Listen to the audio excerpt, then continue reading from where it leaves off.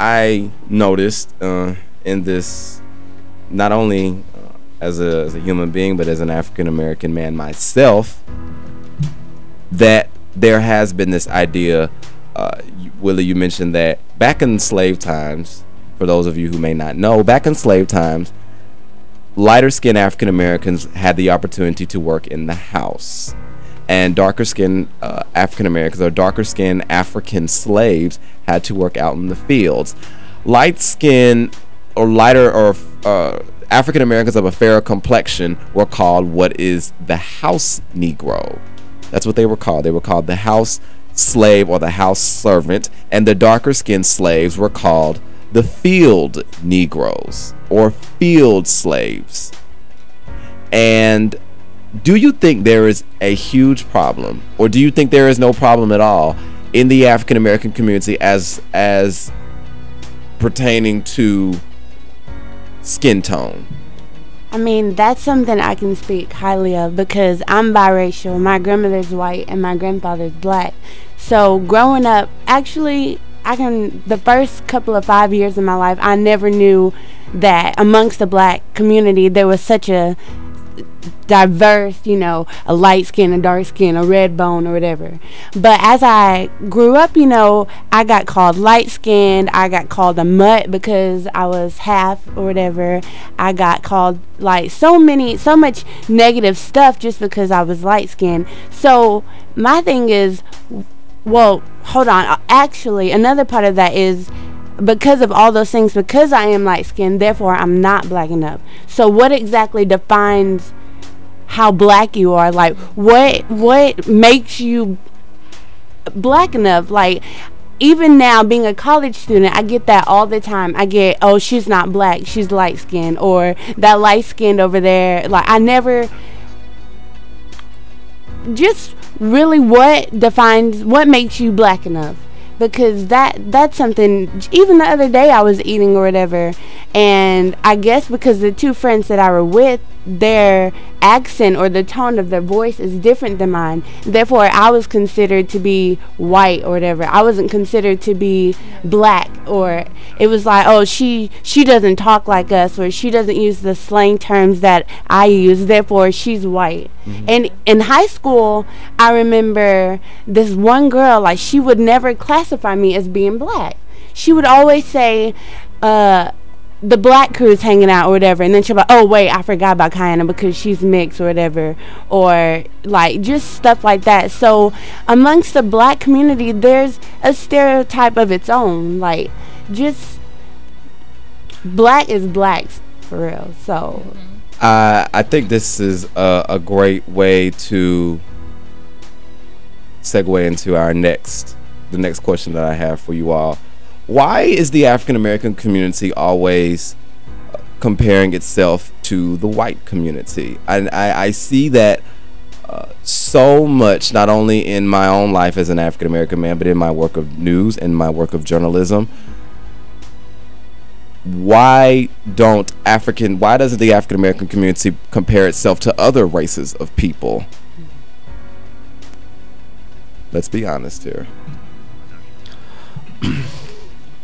Well, when considering comparing Black American or African American to a Caucasian American, one would say that being white is the status quo. Being white is where you want to be. Being white means you have money, means you have good credit, means you can buy anything that you want, and you have all these opportunities provided to you. Willie Hall, do you not see those as stereotypes? Very much so. Very, very much so. Do you think the African American community gives into these stereotypes of white elitism or Caucasian elitism or Caucasian success? And that is the reason why there is such a comparison between the African American community and the Caucasian community? Most definitely, because I know recently I heard that the actual people that get food stamps the most were actually Caucasians themselves. So it's silly because they always associate them with black people, African Americans, or whatnot. But then it's also, you have to realize is, who are you seeing when you see like Forbes and you see those magazines and you see who are the executive leaders, you know, you see mainly Caucasian men. So because you see those people who are easily climbing up the ladder, that's what you associate them with. You don't see too many African Americans that are making up that way because you don't have a lot of pull, because they're not a lot of people that are actually high up in the ladder, you on the corporate ladder, if you get where I'm coming from. Like, I think it's more of, it's because of what, it's a historic thing, it's a foundational thing. Like, it's since they started it off and they have a lot of pull and whatnot, it's easier for them to get up there. They don't even have to know half of what we know. I mean, you know, I noticed you're using I noticed you're using the word they a lot. Who's they? I do apologize. You know, a Caucasian man wouldn't have to know as much intellectually as an African American woman or man, because they have pull. Their uncle is the CEO of a corporation. You know what? I'll give you an internship. You come and work with me. Before you know it, give him a couple years, he's up there. An African American has to work a lot harder, and I've been told this by people who work in corporate atmospheres and say this continuously and are willing to help each other. But it's not to say that it is a fight or some kind of like, oh, we don't like white people and stuff like that. It's just, that's just how it is. You don't think that there are African Americans and you don't think they're, just like you said, Sierra Garner, you came from a very wealthy family of African Americans. You don't think that there are African Americans who have that same privilege of being able to have that uncle who can get them that job, or that father who can get them into this job, or that mother who knows a congressman, or that aunt there, or that uncle who knows a senator? You don't think that there are African Americans who not only have that privilege and have that opportunity, but use that to their advantage? Well, I think the difference is, I mean, I think the difference is that we still have to work harder to get to that. I think that it starts with your upbringing, and you know, when you're young. I think that the number of successful white men in the world versus the number of successful African Americans, you know, it's a vastly different number. And even my mom, even someone we all know, even Oprah, they wanted her to change her name because we don't like saying that name. I mean, she didn't know anyone. She had to climb her way in there. I don't think it's an even playing field. I mean, I don't think it is at all. You know, I noticed you said something about the even playing field, and I've actually had a lot of time to sit down and think about this playing field as a result of planning this show. You know, there are over 311 million people in the United States of America. I'm just curious, out of what percentage of those 311 million Americans do you think are black? Just throw out a number. It's over half. It's over half. It's got to be like 52, 56. So you say 52% of America's population is black? Because we're not the minority anymore. Okay. The white man is the minority, I think, in the last census or whatever. Latoya Brown, what percentage of those 311 million Americans do you think are black? 12. It's about 12%. 12%. Okay. Caucasians still have that pay, and Hispanics are steadily climbing. So Willie Haw, we're the minority. Willie Haw, okay. Sierra Garner, you said 50%. Latoya Brown, you said 12. Willie Haw, what percentage of those 311 million Americans do you think are black? It's about a little under 20%. A little under 20%. Nimaseshi? Yeah, I would say about 20. Because I know Hispanics are like steadily growing. 20%. Yeah. Kiana Dean, how many of those 311 million Americans do you think are black?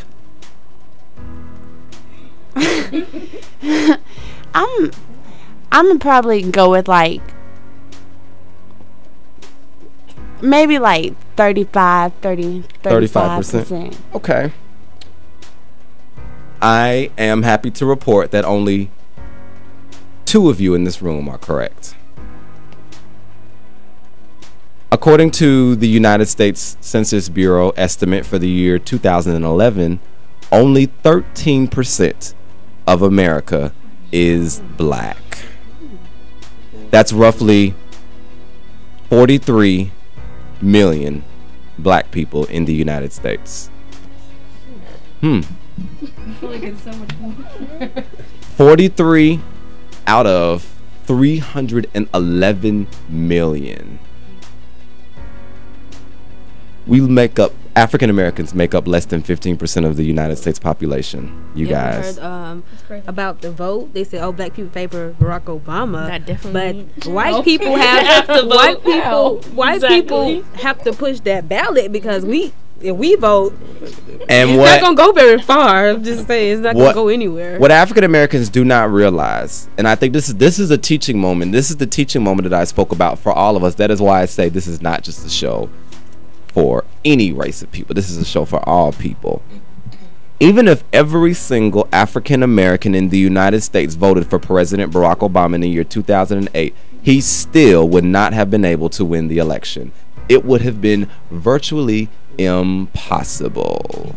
And that's why people have to realize that when he's campaigning, he can't just talk about Black people. African Americans. He has to appeal to the majority, and that's the middle class, and that's exactly what he does. It seems that every single thing that we've discussed has somehow joined with one thing or the other. The fact that Sierra Garner, you said that over half of the United States could be African American. What made you think that way?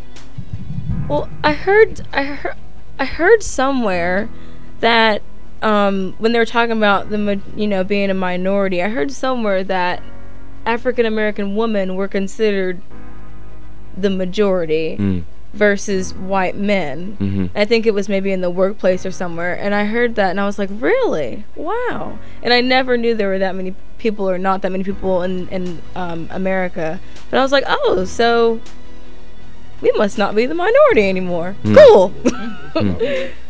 Yeah, those numbers are shocking to many people out there. Many people out there that were listening.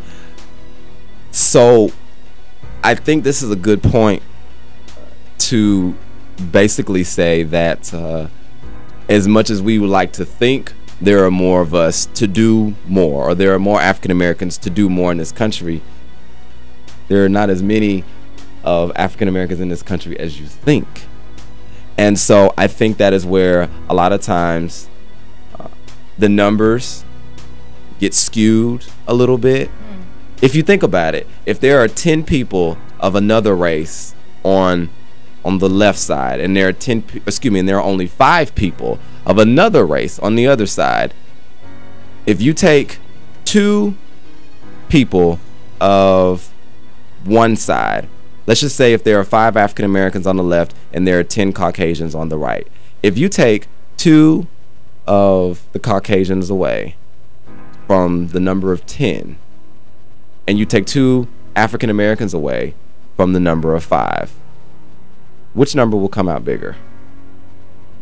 Caucasian still. Are you sure? 8 to 3, yeah. You say the Caucasians will come out bigger. Yeah. Are you sure? Think about it. Can you repeat that, please? I will. Okay. If there are 10 Caucasians on the right side, and there are only 5 blacks on the left side, you take 2 Caucasians away from one side, and then 2 blacks away from the other side. What percentage will come out bigger? Well, the blacks. Oh, percentage. Yeah. Yeah. Percentage. Yes. Yeah. Percentage. Not good at math. African Americans will come out bigger, but there weren't as many to begin with in the first place. Okay. Do you now see? Yeah, I understand. Do you now see? If there are, let's do a smaller number. If there are 3 white people on the right side and then 3 black people on the left side, okay? If there are 3 white people on the right side and only 2 black people on one side, you take one of the white people away, Yeah. that's 33%. You take one of the black people away, 50. 50. Oh. Things start to make a little bit more sense now. These numbers are the same way when it comes to discrepancies in numbers in the African American community. There are only 45 million of us in this country, you guys. So you think there are between 42 and 45 million of And us I guess in this that's where I country. got that from the election. Like, I was like, oh yeah, so there are more of us. No, more No. black people left their house. More, like, that's okay. And I feel that also goes into playing like other topics too, like for example like HIV and AIDS too, when they give out statistics and they're like, oh, that it's mainly African American women that are like they're highly at risk for HIV, but then it's like, well, actually I think it's